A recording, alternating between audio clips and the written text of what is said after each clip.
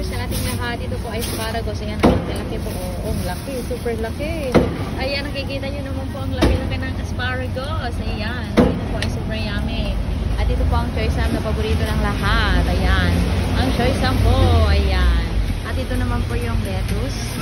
May lettuce din maliliit. Lettuce. Ayan. Iba't ibang klase po ang choy sam. May malaki, may maliit. Pero napakatamis. Napakayami po ito. Ayan. Choy sam din po yan. At ito naman po ang spinach. Ayan. Spinach.